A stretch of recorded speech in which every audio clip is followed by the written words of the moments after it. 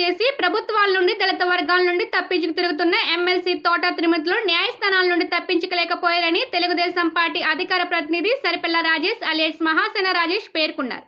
బుధవారం ఆయన కాకినాడ పర్యటన సందర్భంగా స్థానిక ఇంద్రపాలెం లాకుల వద్దనున్న బిఆర్ అంబేద్కర్ కాంస్య విగ్రహానికి స్థానిక దళిత నాయకులతో కలిసి పుష్పమాల వేసి నివాళులర్పించారు.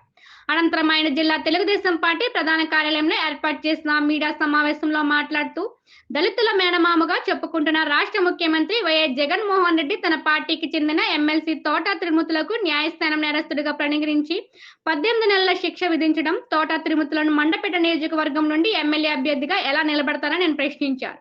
దళితుల ఆత్మగౌరవాన్ని దెబ్బతీసే విధంగా రాష్ట్ర ముఖ్యమంత్రి దళితులను మర్డర్ చేసిన దళితులకు అన్యాయం చేసిన వారిని ఆశ్రయించి వారికి పదోన్నతులు కల్పించడం గడిచిన 5 సంవత్సరాలుగా చూస్తున్నామని మహాసేన రాజేష్ ఆరోపించారు.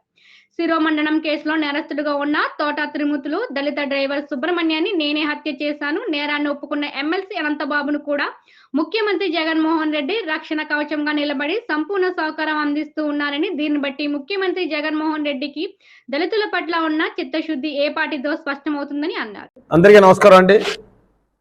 ఈరోజు తోట త్రిమూర్తులు అనే ఒక దళిత వ్యతిరేకి, దళితుల మీద దారుణమైన దమనకాండ చేసిన వ్యక్తికి వైజాగ్ కోర్టు 18 నెలల శిక్ష విధించటం, అది ఆయన చేసిన పనికి ఆ శిక్ష అనేది కనీసం 1% కూడా కరెక్ట్ కాదు. అయినా కూడా చట్టం అనేది బ్రతుకుంది. తోట త్రిమూర్తులు అనే వ్యక్తి 1997లో దళితులకి శిరోమండనం చేయించాడు, కనుబొమ్మలు గీయించాడు అనేది ఈ రోజున కోర్టు వారు కన్ఫర్మ్ చేశారు. ఎస్, ఇతను నేరస్తుడు, ఇంత ఘోరమైన నేరం చేసిన దుర్మార్గుడు తోట త్రిమూర్తులు గారని కోర్టు నిర్ధారించడం జరిగింది.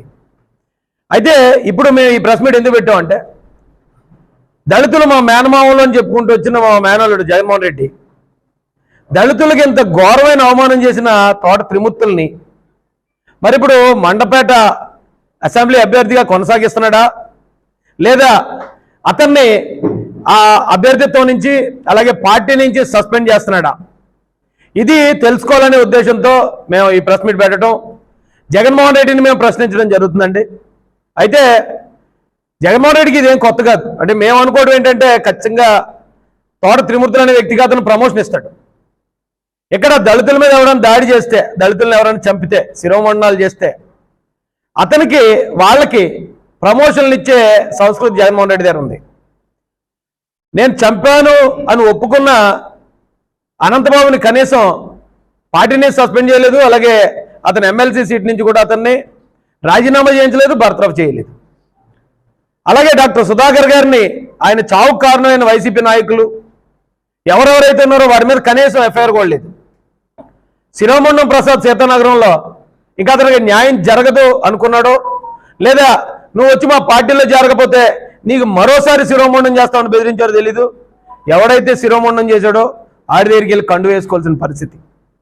అయితే ఈరోజు ఎవరైతే కోటి చినరాజు, కణికెళ్ళ గణేష్, ఈ పేర్లు చాలామంది తెలీదు.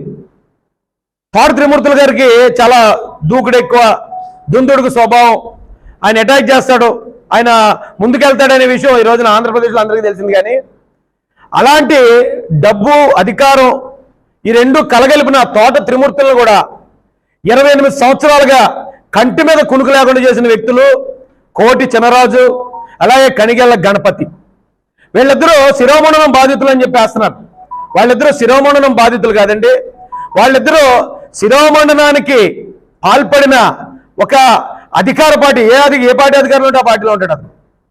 అలాంటి వ్యక్తి కూడా 28 సంవత్సరాల పాటు నిద్రకు దూరం చేసిన వీరాది వీరులు వాళ్ళిద్దరు అని చెప్తాను నేను. ఈరోజు జగన్మోహన్ రెడ్డి మరి డైరెక్ట్గా అతను నిందితుడని తెలియజేసిన తర్వాత కొంతమంది ఏదో గవర్నమెంట్ రూల్స్ చెప్తున్నారు, 2 సంవత్సరాలు దాటి శిక్ష పడితేనే అనర్హుడని, లేకపోతే 2 సంవత్సరాల లోపు అయితే అతను ఎలక్షన్లో పోటీ చేస్తేనే రకరకాలుగా చెప్తున్నారు. కానీ రూల్స్ ఎలాగున్నా సరే ఇతను మా కుటుంబ సభ్యుడు అన్నాడు. దళితులకు నేను మేనమావని మేనల్లుండి అన్నాడు. వాళ్ళ మేనత్తలు తీసుకొచ్చి మా దళితులకి ఇచ్చి పెళ్లి చేశాను అన్నాడు. మరి కుటుంబంలో వ్యక్తులకి ఇంత దారుణంగా శిరోమండనం చేసిన వ్యక్తిని మరి ఇప్పుడు కొనసాగిస్తాడా? అతను కనుక ఇది కొనసాగిస్తే, ఆల్రెడీ దళితుల వ్యతిరేకనని అతను చెప్పకనే చెప్పాడు, ఇది కొనసాగిస్తే కనుక ఈ ఆంధ్రప్రదేశ్లో ఉన్న దళితులందరూ జగన్మోహన్ రెడ్డి విషయంలో 1కి 10 సార్లు ఆలోచించాల. ఎందుకంటేనంటే ఈ రోజున చంపిన శవాలను, డెడ్ బాడీలను ఇంటి దగ్గర పాడేసిన, పోలీస్ స్టేషన్లో పెట్టి శిరోమండనాలు చేయించిన, శిరోమండనం చేశాడని చెప్పి కోర్టు చేత శిక్షింపబడిన వ్యక్తుల్ని ఆయన ఎమ్మెల్యేలుగా, ఎంపీలుగా చేయాలనుకున్నాడంటే